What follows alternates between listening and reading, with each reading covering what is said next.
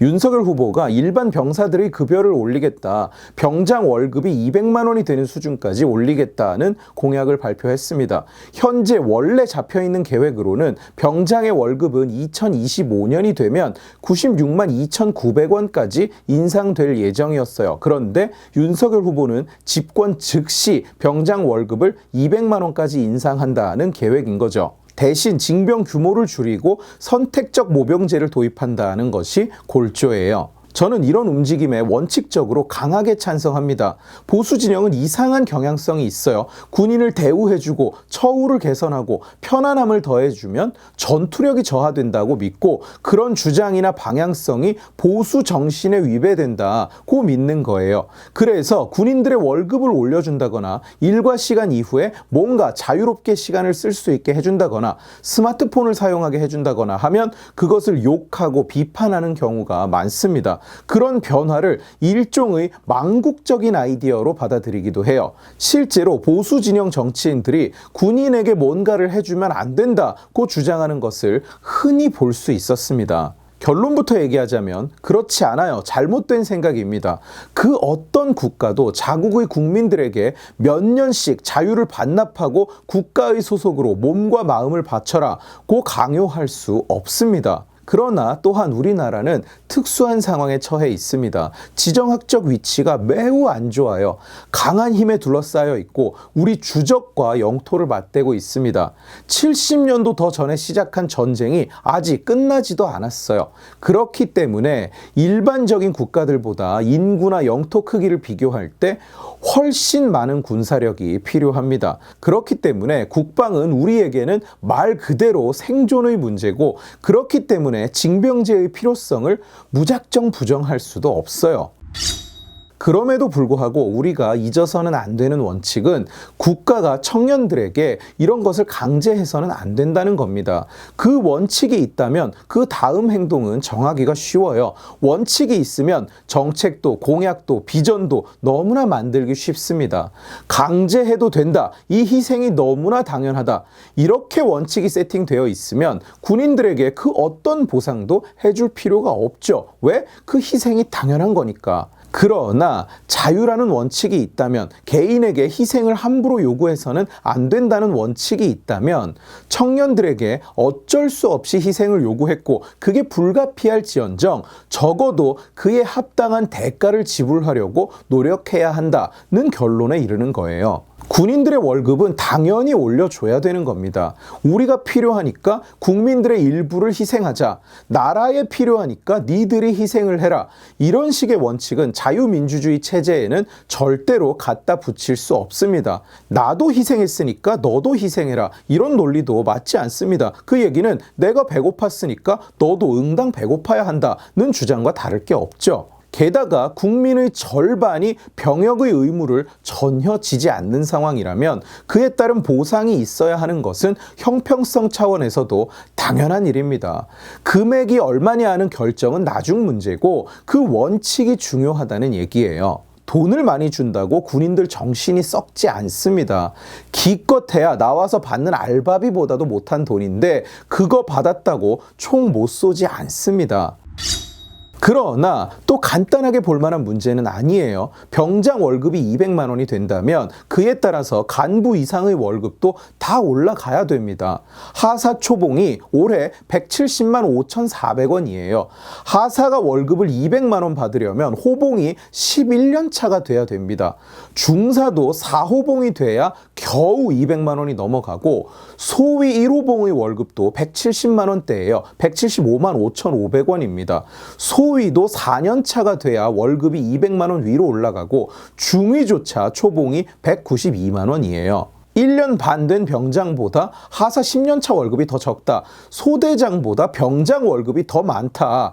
이런 상황에서는 아무리 부사관이나 장교 보고 니들 돈 보고 군대 왔냐, 니들은 자원에서 왔지 않냐, 어쩌고 저쩌고 해봐야 그 사람들이 느끼는 괴리감은 이루 말할 수가 없을 겁니다. 군인들의 처우 개선이라는 그 대의가 일반병한테만 가지 부사관이나 장교에게는 오지 않는다는 얘기밖에 더 됩니까? 이런 식으로 업무 처리가 된다면 이것은 진짜 군인들의 처우 개선이 목적이 아닌 겁니다. 일반 병, 그리고 병으로 가게 될 사람은 숫자가 많으니까 표가 많아서 신경을 썼다. 부사관, 장교 다 합쳐봐야 얼마 안 되니까 신경을 안 썼다. 이런 비판을 피해 가기 어렵죠. 처음에 좀 더 전방위적으로 커버하는 형태로 공약을 내놨으면 더 좋았겠지만 이미 200만 원 공약을 내놓은 상황에서 지금 가장 좋은 솔루션은 아예 이 기회에 전체적으로 군인의 연봉 테이블을 손을 보는 겁니다.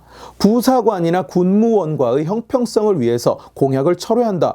병 월급도 못 올려주겠다. 알고 보니 안 되겠다. 고 얘기하는 것도 말이 안 되고 실제로 문재인 정부의 최저임금 삽질을 안 따라가는 바람에 최저임금에 한참 못 미치는 급여를 받고 있는 부사관과 장교, 군무원의 임금 체계를 조정할 필요성과 명분은 충분한 겁니다. 걔네들은 수당이 있지 않느냐고 반문하는 분들이 계실 것 같은데 우선 그 수당 얼마 안 됩니다. 그리고 일반 근로자들도 야근 수당, 특근 수당 이런 수당들은 최저임금에 포함되지 않죠. 대한민국에 장교가 6만여 명, 부사관이 대략 10만 명, 군무원이 2만여 명 정도 되는데 월급을 30만 원씩 일괄로 올려주면 소요되는 예산은 1년에 6,500억 원이 채 되지 않습니다. 하사, 중사, 소위, 중위, 군무원, 초봉 등의 기본급을 최저임금이라도 좀 맞춰주게 한 3, 40만 원씩 올려주고 그 위로는 조금 덜 올려준다고 하면 소요되는 예산은 그보다도 더 적을 거예요. 이게 맞는 방향 아닐까요? 이런 접근이야말로 퍼퓰리즘 소리를 듣지 않는 진정한 군인의 처우 개선 아닐까요? 요즘은 일부 일선 부대의 장교들은 엄마들 카톡에 답변을 해주느라 하루가 다 간다고 합니다. 애가 입영을 하면 엄마들이 부대에 연락을 해서 소대장이나 중대장 카톡을 등록을 하고 별의별 걸 다 이야기한다고 해요. 저녁 메뉴가 뭐냐, 이번 달 식단을 알려달라, 오늘 우리 애 생일인데 맛있는 거 먹였냐, 부대에서 삼겹살 파티를 한다고 들었는데 다음부터는 지방이 적은 고기로 대체를 해달라, 우리 애는 몸이 안 좋으니까 근무를 빼달라, 우리 애 손 다칠 수 있으니까 작업을 시키지 말라. 그리고 대꾸를 안 해주면 민원을 넣고 국방부에 전화를 하고 난동을 부린다고 합니다. 제가 개인의 자유를 얼마나 강조하는지 다들 잘 아시죠? 그러나 군대라는 조직에 일단 속했으면 군인으로서의 본분을 다해야겠죠. 그런데 복무 환경만 강조하다 보니까 그것도 괴상한 형태로 일부 부대는 군대가 아니라 무슨 국방 유치원 같은 꼴이 돼버렸어요. 갑자기 생겨난 이런 괴상한 문화는 역시 사라져야 할 악습이에요. 이렇게 군인의 처우라는 주제는 정말 쉽지 않습니다. 오로지 국방의 의무와 희생만 강조해서는 안 되고 또 오직 편안함과 안락함만 들이대서도 안 됩니다. 제가 당연히 징병제는 폐지되어야 한다, 모병제를 적극 지지한다고 늘 말하지만 또한 징병에서 모병으로의 전환은 결코 쉽지 않다. 자기 임기 내에 모병제로 전환이 가능하다고 주장하는 그런 정치인이 있다면 그건 사기꾼이다 라고 말하는 이유가 바로 그거예요. 군인의 처우 개선, 징병과 모병 모두 돈 문제만이 아닙니다. 돈 하나만 가지고도 온갖 형평성 문제를 일으켜요. 그리고 돈보다 훨씬 어려운 수많은 이슈가 엮여 있습니다. 한국 군대 시스템은 여러 가지 문제점과 모순점을 안고 있어요. 줄 돈은 일단 다 주고 보상할 것은 다 보상하고 징병 군인이든 직업 군인이든 100% 만족스럽지는 못할지언정 부조리와 불공정 속에서 살아간다는 생각이 들게 하지는 말아야 됩니다. 그렇게 모순을 하나씩 고쳐 나가다 보면 우리도 언젠가는 선진국처럼 군인은 시민을 아끼고 시민은 군인을 아끼는 그런 문화가 생기지 않을까요? 저는 그 시작은 월급을 올려주는 것이라고 생각합니다. 언제나 돈이 가장 중요해요. 돈이 가장 중요한 보상입니다. 보상을 하면서 성과를 요구해야 돼요. 보상을 하면서 희생을 요구해야 됩니다. 징병이든 모병이든 군인이라는 그룹을 좋아하고 또 존중하는 사람으로서 돈을 더 주겠다는 접근은 좋은 겁니다. 바람직한 겁니다. 그게 돈 하나만을 의미하는 것이 아니거든요.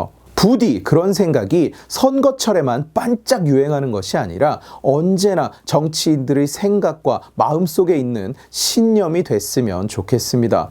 오늘 지식의 칼은 여기까지입니다. 재미있게 보셨으면 지식의 칼 채널을 구독해 주시고 이 영상을 주변에 공유해 주세요. 여러분들이 공유해 주시면 설득은 제가 하겠습니다. 고맙습니다.